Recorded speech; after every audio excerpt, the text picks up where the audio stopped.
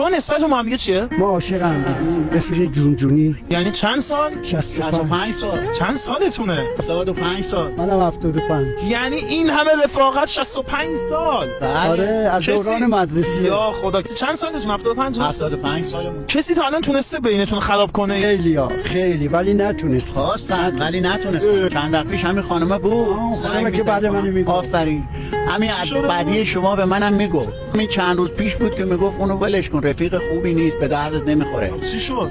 شما چی گفت؟ من چی گفتم؟ الان بهش بگم که چی گفتم؟ تو چی گفتی بهش؟ گفتم برو خانم برو، این رفیق ولش کردی به خاطر رفیقه؟ بله که یه زنگ همین الان بهش بزن. برگرد یه زنگ بهش بزن. بگو همونی که میگفتی رفیقم مثلا چیه، بگو سرم کلاه گذاشت. ببینم ریاکشنش چیه. اوکی؟ همین الان بهش بچه‌ها تا میخواد زنگ بزنه واسه صفحه شهر موبایل آوردم. هر چه فونه 14 تا 16 بار مکساس مردم میبینی نمیدونن 100 میلیون بدن. با 7 میلیون از شهر موبایل میگیرن که واسش هم مون نمیزنن. 7 روز مهلت تست داره، 36 ماه گارانتی، خرید حضوری آنلاین هم داره، پرداختم در منزل. برو چپ. سلام.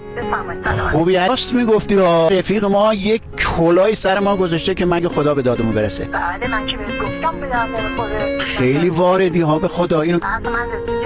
حالا میگی چه کارش کنم؟ برو خانم خدا به در بیامرزه، من رفیقمو به 100 تا مثل شماها نمیدم. من عاشق رفیقمم. چالش بود فقط آقا، نامردی نفرستی به رفیقت.